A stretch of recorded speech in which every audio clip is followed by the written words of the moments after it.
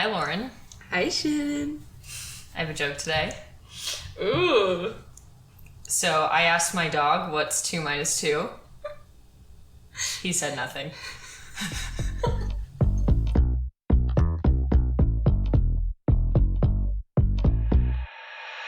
Is that good? That's good. What's up, everybody? Welcome back to our podcast called What They Don't Say. We're diving deep. We're going in today. Yeah. We have these books next to us, these Lovely, fat, thick files. Some of you might have thought we were about to say penises, but... Well, kinda.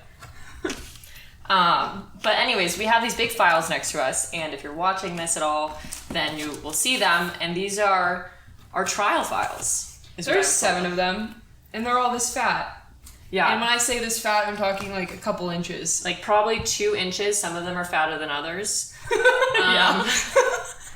But yeah, so we have about 7 files of these in total. There's only 2 on each desk right now because we're worried if we stacked them up, they would like cover our faces. But that's what's next to us. If you're not watching, if you're watching, you can see them. Super fun legal documents. Yeah, it's essentially a just pure record, like word for word, of every sort of legal aspect of the court case that we went through. They're here today. Why are they here today, Lauren? Why do we have these here? I don't know. Last night we were just hanging out with our friend and drinking. No, wrong answer. They're here because today we're gonna start talking about the court process. We are going to start talking about the court process. Yeah. And we were having a hard time trying to figure out like where exactly was the best place to start. And we figured From the beginning. Might as well. The very first thing that happens when you begin the court process, at least in our case. So we went through a military trial, military court-martial, which I believe we had mentioned in an earlier episode, but it's a different process from like civilian legal system. But same laws. Yeah, same laws. Just like weirder proceedings, I would say. Yeah. And just like I guess the people you talk to is the thing I would say that's the most different between a military process and then just a normal civilian process. Like instead of like talking to the police, we talked to OSI, which is the Office of Special Investigations, which is like the police or like kind of the FBI of the Air Force. Yeah. And so for us, this like took place at the Air Force Academy in Colorado Springs. And so this is the Office of Special Investigation is at the United States Air Force Academy base, right? That's what you would call it? Yeah, I mean, like, there's OSI offices just on Air bases. Force bases. Yeah. And the Academy is an Air Force base, so that is where it was conducted. And to back up, the person who assaulted Shannon and I, as well as many other girls, was a cadet, or aka a student, at the Air Force Academy, which is why it took place there. So even though we are not in the military took it into their hands, essentially. Yeah. Which was a gamble. Like, we weren't really sure if we should go through the civilian process or through the military process, but we thought that maybe it would be quicker than the civilian process. Like, there was a few things, and definitely, like, a lot of, like, pros and cons there that we can, like, talk about when we get to that point. But we just decided we're going to take this route, see what happens. Well, I think more than anything, it was not really up to us. So, like, I was the first person to call the Air Force Academy. They have, like, it's not an OVA office. It's a SANE office. I can't remember what it's called, but it's an acronym. Yeah. For basically reporting sexual assaults that have something to do with the Air Force Academy. And so, like, I had made the phone call and just said, like, I need to report a sexual assault. And, like, some of the questions they ask are you a member of the Air Force or of the military at all? Are you a cadet here, or are you a civilian? So I was like, I'm a civilian, and the person who sexually assaulted me was a cadet. And so I don't really know if it was up to us whether it was a civilian case or a military case. Like, the only reason we had an option to go military was because of that. Yeah. But they could have said, no, we want to only take on cases where everyone is a cadet or everyone is involved in the Air Force.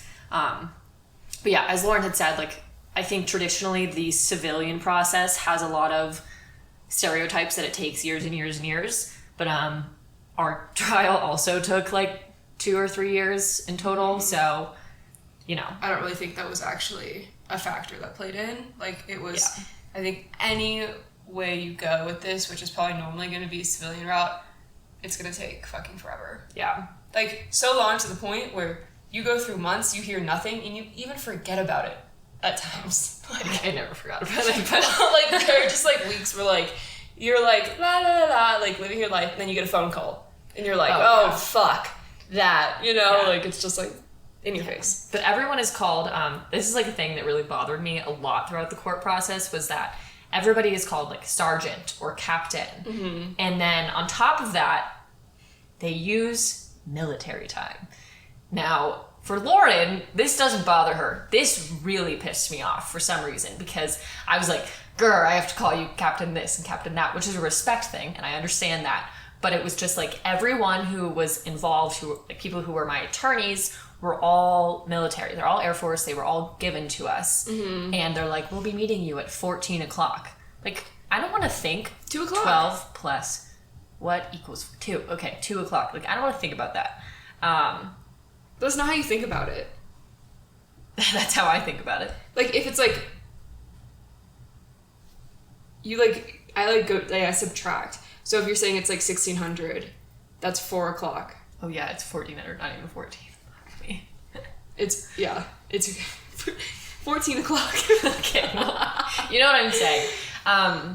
But, however, the very beginning of the process, so I called to make a report.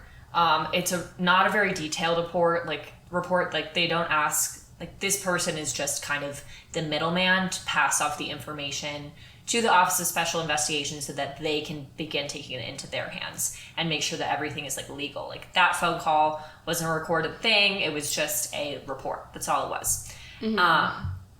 And then following that, the next step is having an investigation. And you start off an investigation by bringing the person who is alleging this assault in. That's how you start. I guess I was the first person to be brought in as well. So the first person that texted me was someone who would be interviewing me to begin the investigation. And she was really sweet. Like, she had texted me and she said, hi, this is so-and-so. I'm reaching out for, to begin this investigation. What is your schedule like? Very, very normal, like, civilian-like talk. It felt very comfortable. So I ended up scheduling my interview. It was almost exactly a week after I had been assaulted. They want to get it done as soon as possible so that, like, the information is as fresh and there and available as it can be. And so I remember it was a really snowy day and I was driving there with my parents. And, like, for one, a military base of any sort, I think, is very confusing. And there's a lot of, like... This place is fucking massive. Like, they have acres upon acres upon acres upon acres of land. It's insane. And, like... And you lose service, too. So yeah, you're, like, in the forest. There's, like, a huge forest on this... Like, there's a fucking golf course. There's multiple airstrip. Like, it is insane.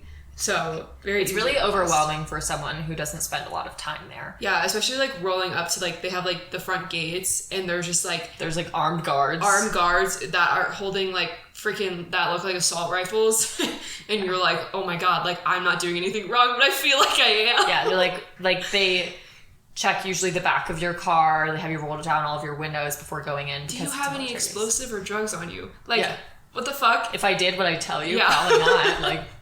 No, sir, I'm just a little girl here. I have no bombs. I'm just a girl. Yeah, just a girl. But so, we're entering the Air Force Base and I was with my parents, like I had said, they were driving and I was already super nervous. Like, I didn't really know what to expect. I knew that it was going to take a long time. I knew there was going to be a lot of questions. I knew it was probably going to be really emotionally draining.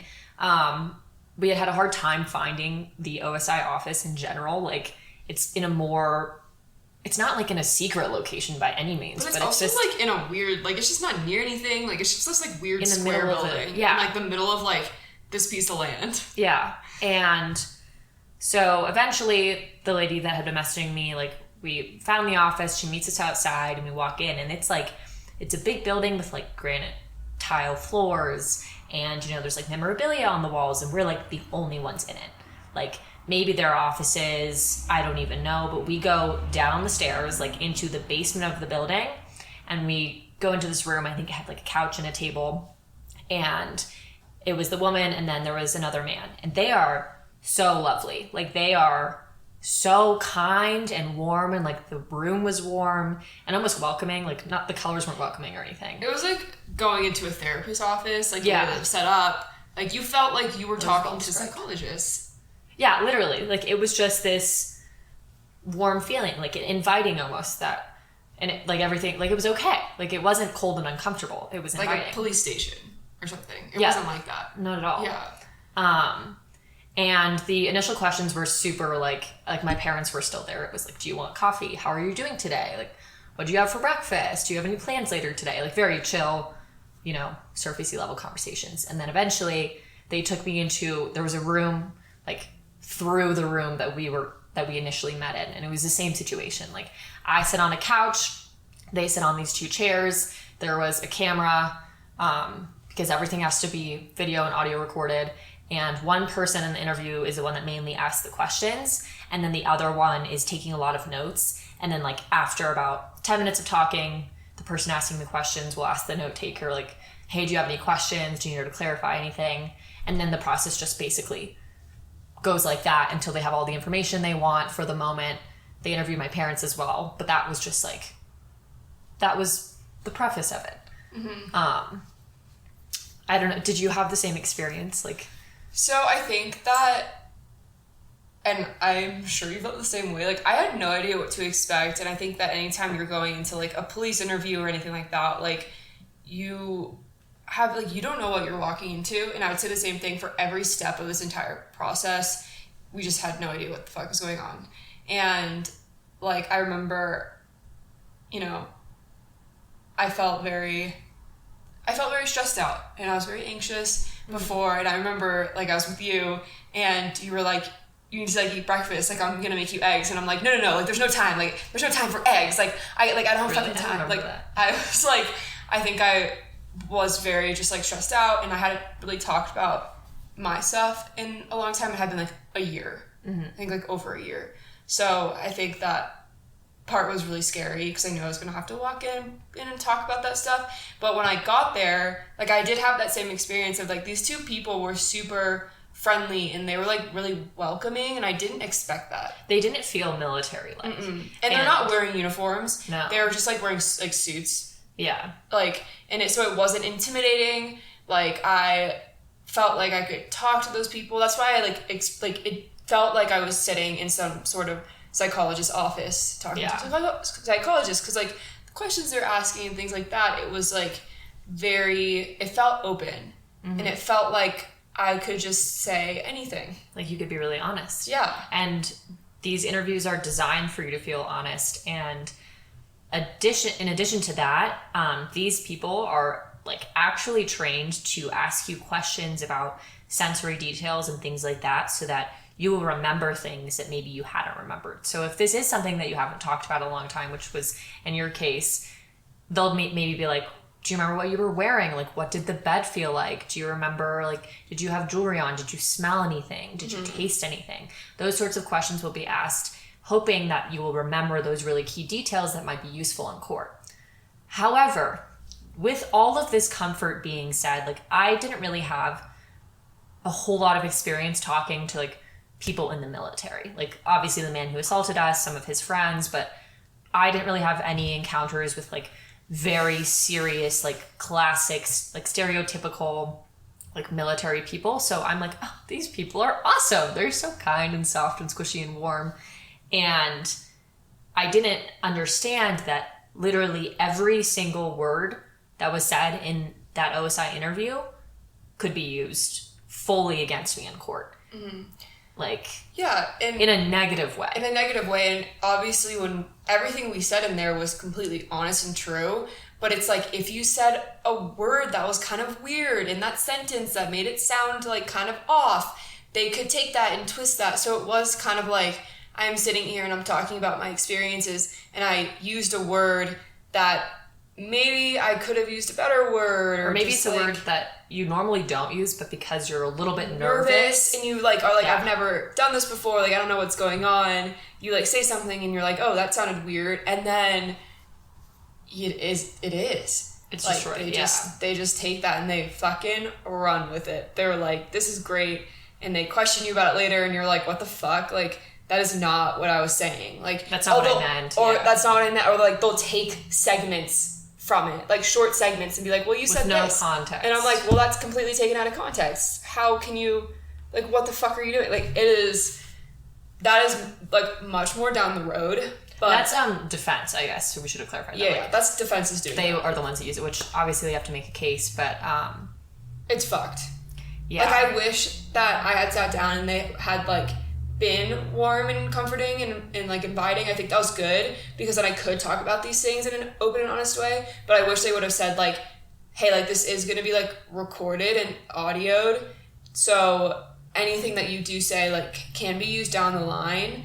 They don't tell you that. And so you're completely like blindsided by like, this. you know, it's all being recorded. Right. But they don't tell you that it can be used in court. And I think the bigger thing, like, it's not the fact that it's even going to be used. It's that this is the very first account.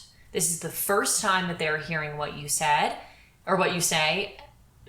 This is the very first time that you are recalling what happened. Like the first time they're hearing about it. And so if you say something then, and then you're testifying in court later, and it doesn't match up pretty much perfectly. They will call you out on it. Or if you say something then, and maybe you remembered it wrong, or like you were like, I recalled these events as happening one day and then the next day, and then maybe a few weeks later you're like, holy shit, no, it was totally flip-flopped. It kind of doesn't matter because like the first account they hear is the one they're going to take as like the baseline of truth, which is understandable because what else do they have to go on? But it is kind of grueling later on. Yeah, if there's even the smallest lack of consistency in what you were saying, they just... Yeah. But also you can't be too consistent. Like that's the other issue too. If you're too consistent, it's like this must be you plan this and you memorize this and all this stuff. Like that can't have happened. That wasn't real. So it's like you can't even fucking win. Like if you're too consistent, then it's like, well, you're clearly lying because this is like too perfect. But if you're not consistent enough, then it's like, well, see, she said this time and this time, and they're a little bit different, so she must be lying. Yeah. And like something that happened, like something in particular that was really used against me was this word pranced. So defense and prosecution, they each going to trial need to have a sort of like layout of how they're going to defend their person, obviously. So you have like these main ideas and you have supporting ideas, and something a defense really liked to nail me on was what I said immediately after being raped, as well as what I said in the OSI interview about like right before I was raped. In the interview, I was talking about how one moment in time, I had been moving away from my assailant. And the way I would describe it now and how I had described it to my friends and how I had described it like every other time I had talked about it was that I like moved away quickly, urgently skipped. Like that was how I talked about it. Like I moved away quickly was the point. And in my interview, I said I pranced away from my assailant, which I don't use the word prance. It is not a normal word in my vocabulary at all. But then the defense, like repeatedly in opening statements, closing statements, and questioning, they had said things like, you pranced away? That doesn't sound like you are afraid of him. That doesn't sound like that's, the word prance is traditionally used in settings and in contexts where you are happy, you're prancing through flowers with your husband, you are prancing on the way to get a fucking espresso martini, you know, like pranced is used in a squishy, warm context. And I had said that. And I remember in my interview, like I said pranced, and then they were like, can you explain what that means? And I was like, I urgently moved, like I was moving from one place to the next. Mm-hmm. So you provided that context. Swiftly. Yeah. But the pranced was taken so out of context in trial. Mm-hmm. But it was just a literal thing of I was nervous in the interview, and I said something that I said something where the word didn't actually mean what I was thinking. Right. You were just like, maybe had nervous energy, and so you're like, I know for me, I was talking really fast. Yeah. And so like you kind of like run over words, and you just like say words, and you're like, oh, that was weird. I don't know why I just said that. Yeah. So I think that like totally makes sense. But because it was like the first word that I had said, yeah, that was the one taken with the most value, as opposed to when I gave context after it. Yeah. I also think that another thing that was like so fucked was apparently I honestly like can't remember your interview, but they like make you watch this stuff. Like when you're like, getting ready to go into court, like you watch your own. And I was sitting in like one of the back rooms in the courthouse, and the like head defense attorney walks in. And the military or the civilian one? The civilian one. Okay. Who was a cock. But yeah, to clarify, biggest cock. So we each got, I had like 4 different attorneys throughout the entire process, but like we each have one attorney for ourselves. They call them a special victims counsel, an SVC. And then we have a head prosecutor who was like kind of in charge of all of the ducklings, who's the one that, I say ducklings, what I really mean is the victims, but anyways. And then defense counsel, they had 2 military or Air Force attorneys that he was given, as well as they hired a very, very expensive civilian attorney who was like known for, his name's Daniel Conway, and he sucks. Yeah, he is like, can we get sued for defamation on here? No. Okay, great. Daniel Conway, very expensive military. These are opinions. We're not stating facts here. We're just saying he's a dick. Our opinion is that Daniel Conway, and frankly, not a very good lawyer. Well, I think I was not impressed by him at all. I think so. He could have come. I just think he could have come at me so much harder. In my head, I had so many arguments to use against me, and they used none of them. And I was like, "What the fuck? You guys are slacking." Anyway, sorry. I think. I don't know if it made sense. Like, he's a military defense lawyer, but he's a civilian one. He's a civilian lawyer who's known for his military defense cases. And known for defending men who have, in theory, sexually assaulted. Allegedly. Which they probably did. Like, there are... but he, like, gloats about it on his website. He was like, this person was up for all these different charges, blah, blah, blah, blah, and I got him off. And it was like... That person definitely should have gone to prison. What the fuck? Yeah, and the thing is, like, the thing to remember is, we understand, like, we have a judicial system for a reason. Like, you know, it's innocent until proven guilty. And so the defense attorneys, they are just doing their job. But obviously, there's a lot of emotions around this entire, there is and was a lot of emotions around this entire thing. So when I go on, you know, the defense attorney's website, and there are things that was man accused of brutally assaulting a woman, like not sexually, or sexually, as well as like beating the shit out of her. And there's like details about the case about how she said her head was bashed in, and there was, you know, she was slammed against the wall, and she had all these injuries, but I got him off. Like, it's like, you're not even just like a defense attorney. Like, you just don't have morals or values. That's kind of how I felt. And that's just like to the point where it's like, yeah, sometimes as a defense attorney, you do have to defend people who you know are guilty. And that's like part of being a lawyer. But this guy was like, yeah, all these people, I know they did all this fucked up shit, and I got them off. Like, there was a lot of ego, like big dick energy. Like, it was just gross. And like, he just... I think he was distracted, though. So you're saying that you don't think he showed up very well? He did. So he had a case, I think it started a day or 2 after ours, and it was like a big one that had been really public, or ours, there was like one news thing about it. But so he was going into something that I think was requiring a lot more of his attention, whereas ours, I just think he was a little, like his suits didn't match. There was some weird shit like that. But anyway, sorry, to go back, you were talking about how you were reviewing your OSI video right before trial, and lead defense attorney walks in. Well, that was actually 2 separate things. Sure. No, it's okay. But yeah, I was just like in the back room, And I don't know if I was waiting to testify or whatever it was, but like, he walks in and he's like, "Hi, Lauren," like all like nice and cheery, The and facade of an asshole. I'm like, "What do you want?" Like, I was a dick. I was such a dick. So I was like, "How dare you walk in here and like say my fucking name?" Mm-hmm. Like, I was pissed off. And he like sits down like right in front of me, too close to me, like way too close. Like, his knee was like almost touching mine. I was like, get the fuck away from me. That bitch. And he's like, "So, in Shannon's OSI interview, she mentioned that the sex was consensual." And I don't even think I could keep a straight face. I think that I like... You mean rape? I'm sorry. I was like, what are you talking about? Like, I literally could not keep it together because he literally tried to walk in there and tried to convince me that... Like, was he just lying? Yes.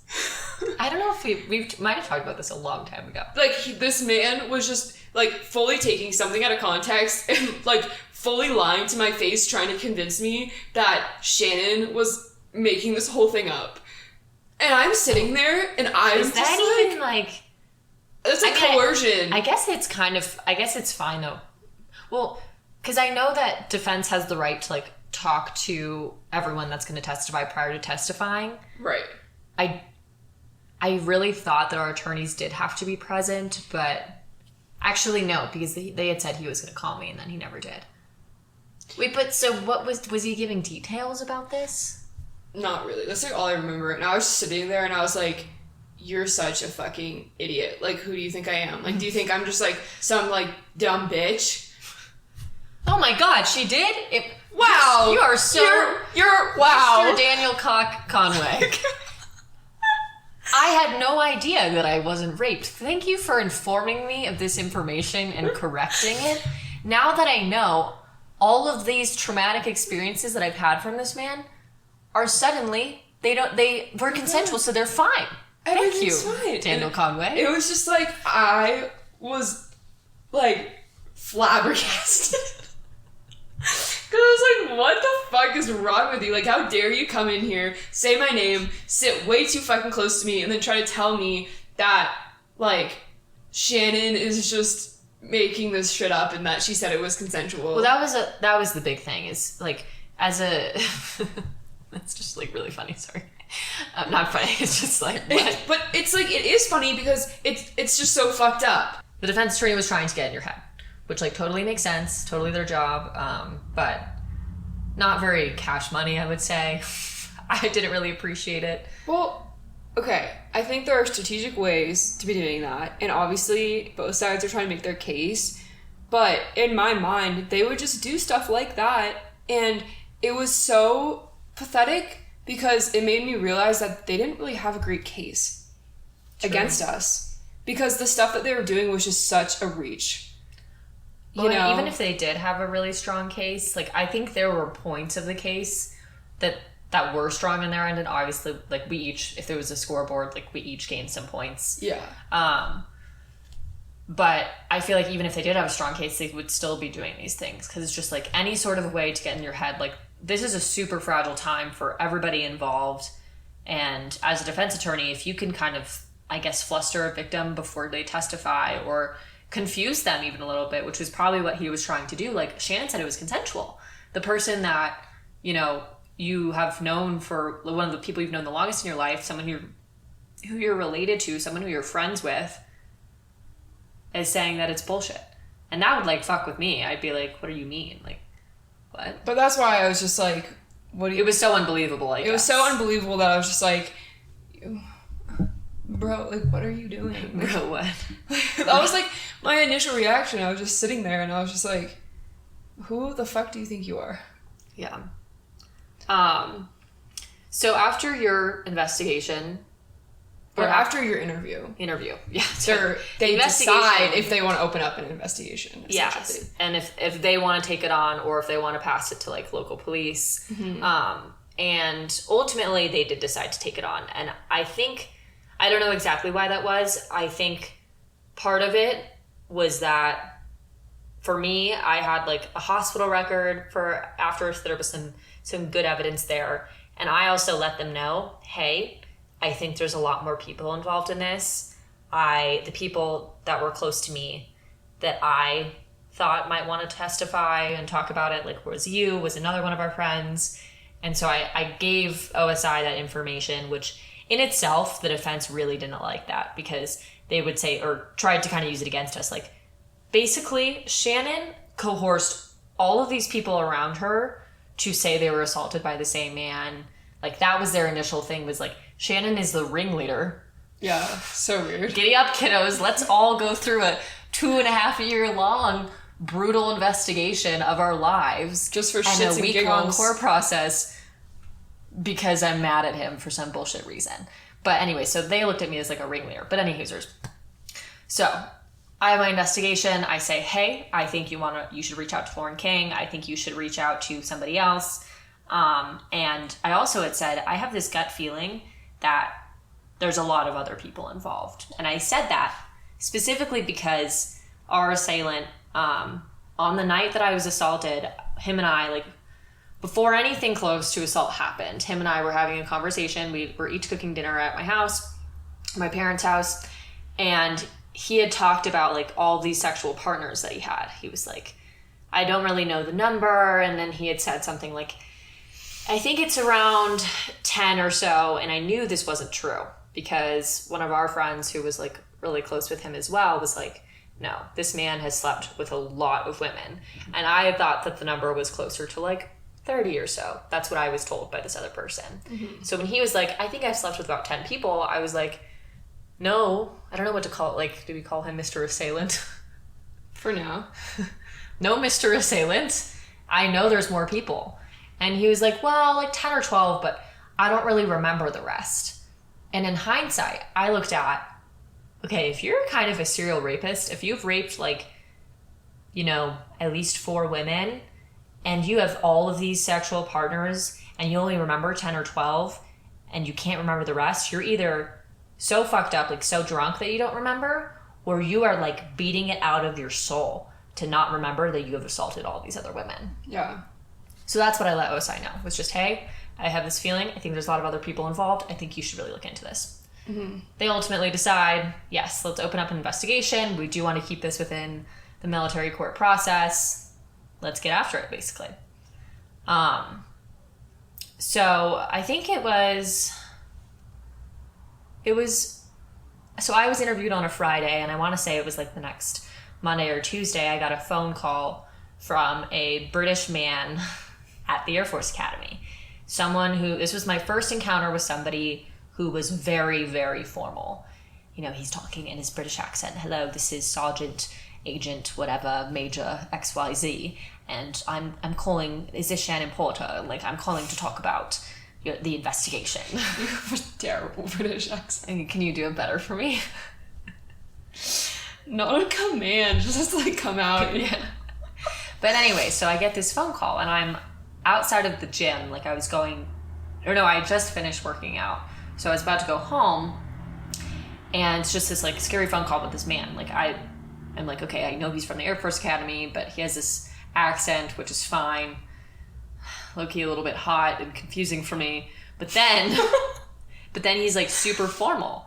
And he's like, ma'am, we need to pick up your bed sheets. And I'm like, tonight? And he's like, most likely not tonight, most likely tomorrow. And I'm like, why do you need my bed sheets? Like, there was very little context. And, like, obviously he needed my bed sheets because they wanted to try to get DNA samples. But it was like, oh, okay, so if you're picking them up tomorrow, I was like, can I still sleep in my bed?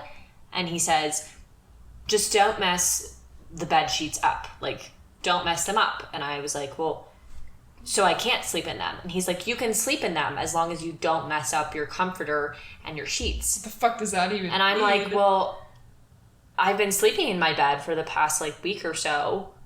How do I not mess it up? And I remember there was this moment of, like, everything was super real. It was like, oh, my life is about to be invaded. Everyone else involved, their lives are going to be invaded. And, like, that was the first moment where I was like, fuck, I'm scared. Like, yeah. that was real. Because that's personal, you know, and that's like intimate. And I also think for you, this is kind of backtracking, but like your bed is supposed to be your safe place. Not only were you assaulted in it, now you have these people who are like ripping it apart so that they can go take it into a lab and DNA test. And like that's just such a weird feeling to have, I'm sure. And they had specifically, it was a weird feeling, but they had specifically told me not to remove the comforter or any of the blankets or the sheets from my bed. And all I was thinking was, I don't know where to sleep tonight. I don't want to sleep on the couch. I want to sleep in like somewhere in my house. I don't want to sleep with my parents. I guess there's other bedrooms, but like other people have been assaulted in the other bedrooms in the house. And so I went home and I immediately took all of the comforters and blankets off my bed and I put them in a garbage bag. I completely disobeyed what they said because just out of pure like anxiety. And like same with like, you know, the drinks that we had that night, like the cans, like they were White Claws. I had put them in a garbage bag and hidden them or I had thrown them away in like my friend's garbage can. And I was like, I know they're going to want these. I need you to dig through your garbage for them. And it was just all these things like that. Like I just put everything in bags against instruction. Yeah, but because that's what I wanted to do. You were scared and you like didn't know what else to do. Yeah. But there was a lot of just things they took. Like there was a time where they came to the house and they took pictures of our living room, of our kitchen, of my bedroom from all angles. Like if I had moved my desk at all, like they wanted me to put everything exactly how it was when I was assaulted. They took pictures of my basement. They took pictures of the bag that the comforter was in. They took pictures of the garbage bag that the drinks were in. Like everything was accounted for, which was good because, you know, we needed all this stuff later. Like text messages with our assailant, like text messages that my mom had with him. Like everything was there. The medical report, my sports bra, my sweatshirt, my sweatpants, everything that I was wearing, my underwear. Like, well, underwear, actually, the hospital had it, but they had everything. They acquired everything. The receipt of the alcohol that he had purchased, like the picture of the liquor store he purchased it from, like timestamps of when he got to my house, timestamps when he left, like video of the garage door opening, like everything that they could find they did, which is necessary for the investigation. However, it doesn't change the fact that it's very scary, it's very real, and it's very invasive. But it's a necessary invasion for justice, ultimately. Yeah, it definitely is. Okay, we're back. We took a little break, got some coffee.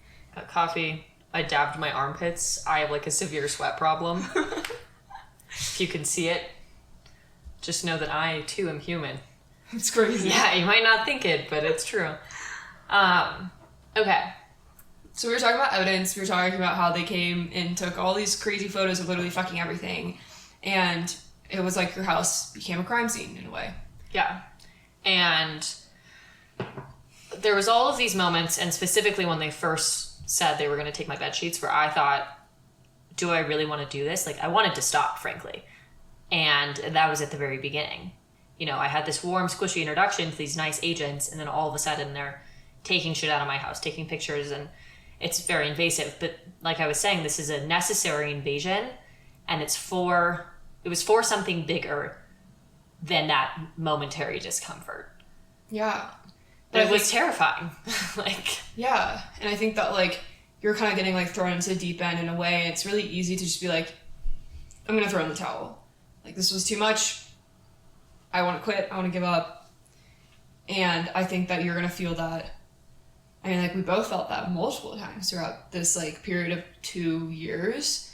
And it's really scary and it's really hard, especially when, like, from that initial, like, you start this interview process, you start this investigation, you have no idea what's going on, you're totally in the dark, and it can be really easy to just say, you know what, like, I don't want to do this. And I think, I will say, I'm not going to go on a rant about our legal system and how we handle sexual assault survivors. Rein it in, Laura. Rein it back.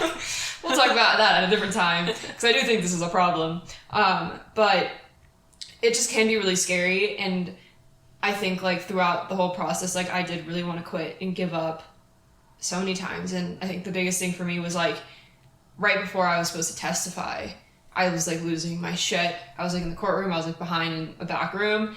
And I, like, got the prosecuting attorney in, and I was like, I can't do this. Like, I'm walking out. And I was like, I'm done. I'm, like, peacing out, man. Like, sorry. Good luck. Like, good luck. Figure it out. But I'm not going to be part of this, just because, like, I knew that, like, I had to walk into a courtroom and literally sit facing. All eyes on you. But, like, facing our fucking assailant. They, like, purposefully... It's like a diagonal. Yeah, so that they purposefully put it so that you are looking at him while you're testifying. And that is a whole nother story that we'll get into at a different point. But I wanted to give up. And I just wanted to quit so bad. So why didn't you? I had that moment of, like, I'm not doing this for myself. Like, I'm doing this because this guy needs to learn that there are consequences to actions like this, and all men need to learn that there are consequences to doing this. And I think that previously and historically, men have been getting away with raping and assault all the time, everywhere. Especially in the military. Especially in the military, when there's, like, a higher percentage of men and things like that.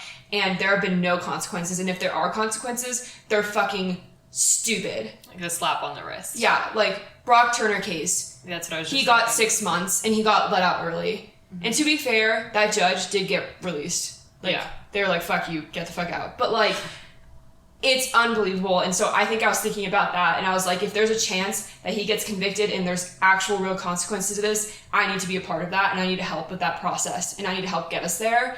And, like, we need to set the precedent that this is not okay, and that, like, you will have severe consequences for doing these types of things. And so for me, I was like, this isn't about me. This is about, like, any future woman who might be assaulted by this man specifically, and just in general saying, hey, you can't do this. Mm-hmm. And if you do, you're going to go to prison. Yeah. And I think that's, like, what got me through that feeling of, I want to quit, I want to give up. It was just, like, this is so much more. This is about so much more than just you. Mm-hmm. So go make this sacrifice, because you're a strong-ass bitch, and you got this. Mm-hmm. And I had to tell myself that through every single stage in this. It wasn't just when I had to testify. It was everything. It was that initial interview. It was any other interview that we had to go through. It was, you know, that first time sitting in the courtroom, and I just had to tell myself. Seeing his face. Yeah, seeing his face for the first time. It really was just like, you're strong, you got this, and this is for the greater good. Yeah. We're going to show the world, you can't do this. Yeah, it's not okay. Yeah. And even, like, I think a lot about, or I thought a lot about how, okay, he might not get convicted necessarily, but maybe there will be some other sort of punishment, like maybe dishonorable discharge, or maybe, like, things like that. Because what I knew was he was a senior at the Air Force Academy, and he was about to go into he was about to be an officer. Like, he was going to be in a bigger position of power where he could potentially get away with this more. And if I had known for a fact that he had assaulted at least 3 people, later we found out that there was a few more, then, like, how many more didn't speak up, or how many more do we not know of, and how many more will he assault in the future? And so there's, like, the future aspect, there's the aspect of just, like, hey, it's not okay. Like, this shouldn't be very chill in society that this is happening so much. And then on top of that, you know, I think everyone involved, and anyone who has ever been assaulted, there's a lot of mental repercussions and physical repercussions that happen after being assaulted that wouldn't be there if you hadn't been raped. Like, I think I would have had better grades that semester. I don't think I would have necessarily quit figure skating if I hadn't been raped. That's a whole nother story we'll talk about later. But it's like the emotional and physical toll that being assaulted takes on you. Like, that is physically taking away I think you are physically changing the way you've been, like your chemical breakdown. Like there's studies that show that people who are molested or assaulted when they're a child, they're like 15% more likely or something, don't quote me on this, but it's a fairly high percentage more likely to develop an autoimmune disease because it's like chemically changing the way you respond to things, how you think, all of that. And so this person changed who I am. Like that's a fact. I hate giving him that power, but he changed the way that I look at the world, the way I view sex, the way I view men, the way I function as a being. Mm-hmm. And if you're changing that stuff, there should be a repercussion for you because I never asked for it. You didn't ask for that. No one asked to be assaulted, but it happens fucking anyways. And something needs to be done about it because it's not okay. Mm-hmm. Boom. Mic drop. Mic drop. Yeah, and I think that is like a huge reason why we went through this trial, you know, and like it's the reason. Yeah. There's also a chance, like I think it's a 7% conviction rate. At the time it was. I know things fluctuate every year. Yeah, it's honestly really sad. Which means we need to do better. 93% of cases at that time. Just nothing happened. Yeah. And that cannot be the norm. Yeah. I kind of wanted to talk about like just the military, like the way they talk to us. I don't know if you would be interested in going there.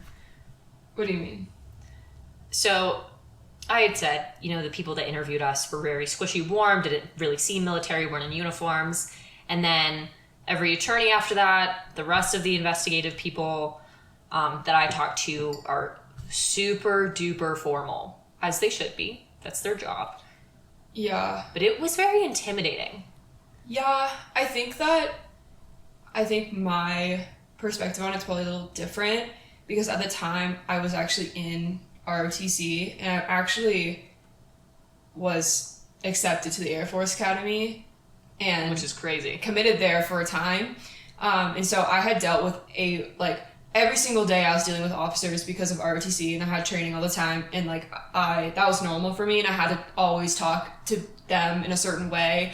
And then also for the Air Force Academy stuff, I had to meet with a lot of high ranking officers and so I had all of that going on kind of at this pretty much the same time that this was going on. And so for me, it was pretty normal. Mm-hmm. And that was just something that I dealt with from day to day. So I don't think it stuck out to me maybe as much as it did to you, but I think I'd be interested to hear what your perspective was on that.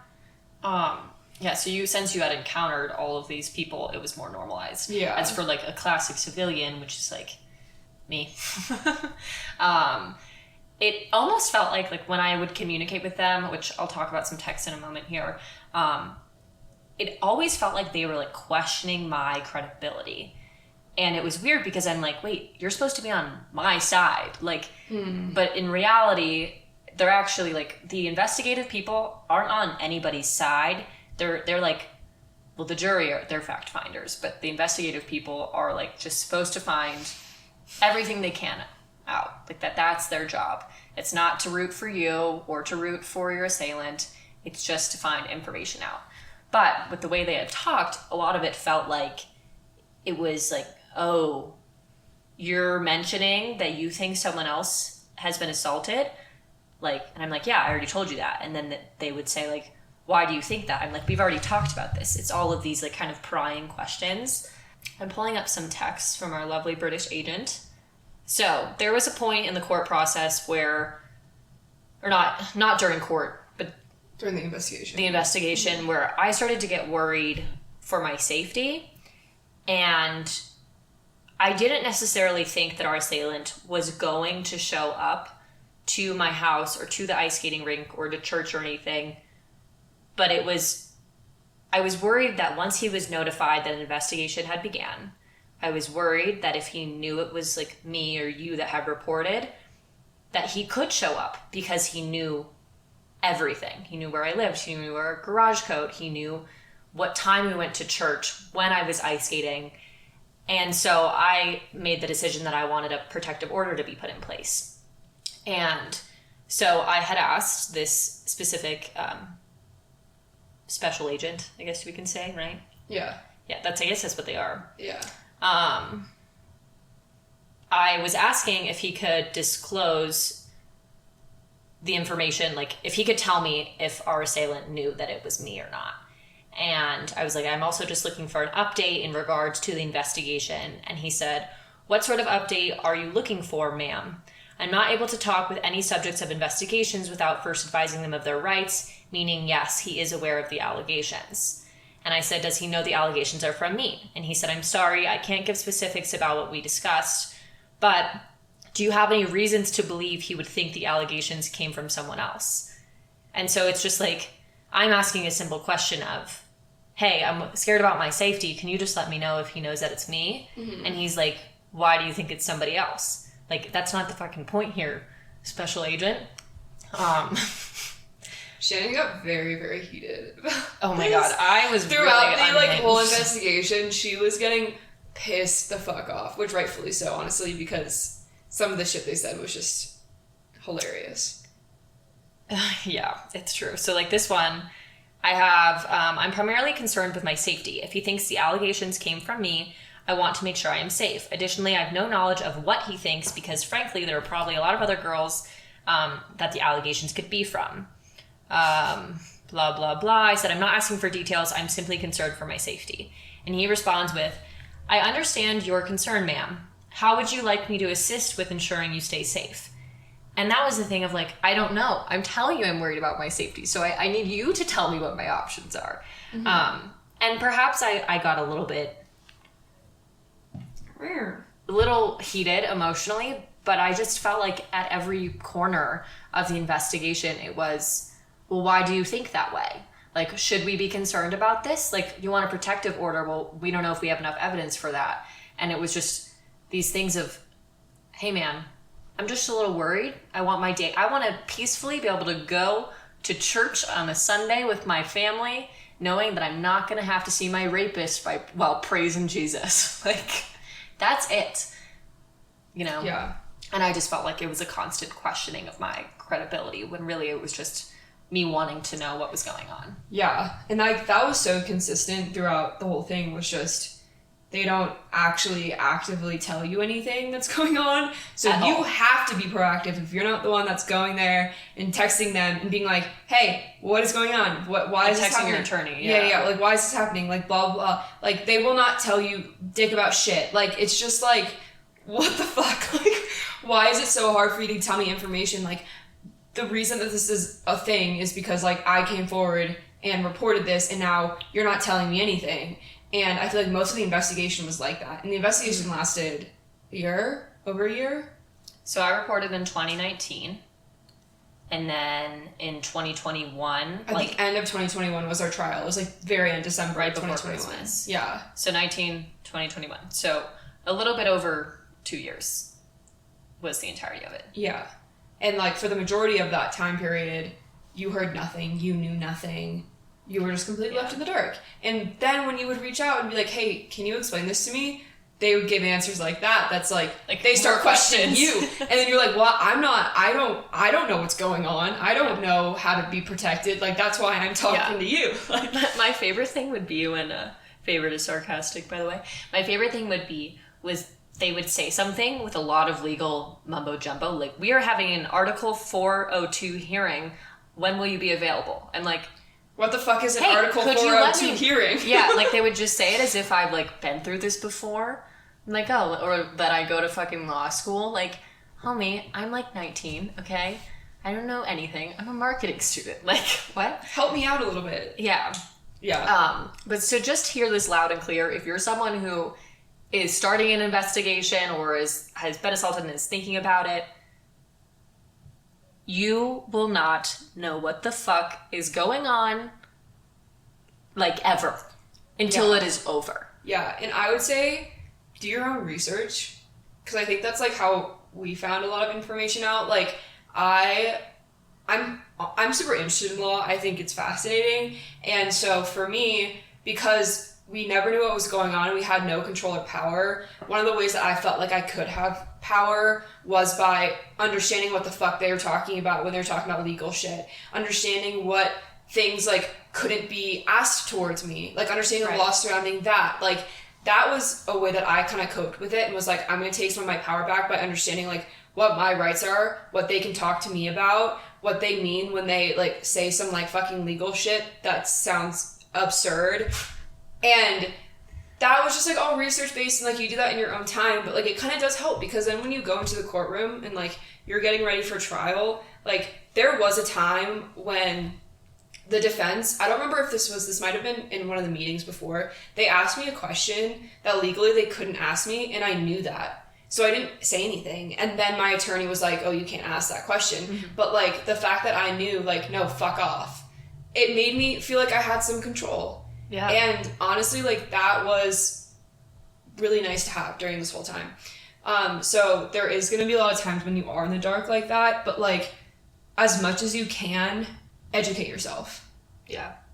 And that would be like my biggest piece of advice. That's a really good one. Yeah, I spent a lot of time looking at other cases, like what happened when people were convicted, what happened when they weren't. And it totally did bring me power. I guess I didn't realize that that's what it was, but it did. It boosted my confidence. It made me feel more credible too. Like it's sad because I thought that going into reporting and going into this whole process that me just coming forward would be enough, but it's not. Like you need to feel credible. The jury needs to look at you and think that you're believable, and you need to be careful about what you post on social media during that time. Like I made everything private, like everything, Venmo, like Twitter, things I don't even use, just private. Or I was also told to potentially just delete everything because it's all a part of it. But a way to kind of take things into your own hands what we did was to do a bunch of research. Yeah. So I guess like in summary, you're a badass bitch. That's not where I was going. Don't forget that. Yeah, all of you out there. There's that. There's this is an invasive process. I would say it's worth it. Yeah, I would say it's a process that is not always rewarding, but it's, I think, something that's necessary. It's the basic laws of the society that we live in. When something is wrong, like, there should be punishment or there should be justice. And so this process is grueling and it's excruciating and it is emotionally draining like nothing else I've ever gone through. However, like, one thing at a time. This is bigger than yourself. This is about right and wrong. This is about getting justice for knowing that this person stripped you of some things that you never asked for. They stripped you of your safety, like your internal security. They violated that. If you're going the military route and you're like me and you're a civilian, the constant usage of ma'am and the questions might piss you off, but they're doing their job behind the scenes. They really are. Yeah. That's what I was going to say, is that they really, like, you don't know what's going on, but I promise you they're working on it. Like, they are, and you might not see it until the very, very end. Frankly, there's just probably a whole lot of assault cases that they're working on at the moment. Yeah. So I think patience is the key thing here, like being able to take a deep breath and take a step back and allow yourself to just be like, okay, this is where I'm at. And that's the same thing for even if you're not going through a trial or an investigation, even if you're just like, this is something that I've been through, like I've been assaulted, like that is the same thing where it's just like, it's day by day and it's step by step. And when you are overwhelmed, you have to remember, I need to just be patient and like allow myself to go through the healing processes. And some of those healing processes are going to be ugly and awful and terrible and dark and fucked up. Yeah. Nasty. But you just have to keep going. You can't give up. Yeah. Meet yourself where you are in your suffering. Exactly. And ask others to meet you there too. Yeah. Because it's okay to ask for help. Yeah. And it's okay to ask questions so you understand what the fuck is going on. Yeah. Ask your attorneys questions. Yeah. Don't let them just tell you Article 420, like, whatever. 1966 Smith v. Joe. Like, no. Say, hey, bitch. What the fuck is that? What do you mean? Could you explain this to me? Don't forget, I didn't go to law school. And then they'll be like, oh yeah, of course, so sorry. Yeah. My bad. It's like, or maybe they'll be like, why do you want to know that? Why? Why do you care to know? Thanks for listening today. I hope everyone go eat a snack. Go take yourself on a date. Take a bath. Drink some wine. Yeah. Honestly. That'd be nice. We'll probably do that. And if you don't later. drink, go get a cool beverage. I think the art of like if you don't drink coffee or you don't drink alcohol, the like getting a cool beverage somewhere is less romanticized. Go get a fucking mocktail. Drink some juice out of a fancy glass at a restaurant. Honestly, fancy glasses make all the difference. It's true. Yeah. Do it. Yeah. You'll thank Treat yourself today. Okay, on that note. Peace out. Peace out. Cheers. Cheers, y'all. Woo! I'm gonna take this fucking shirt off.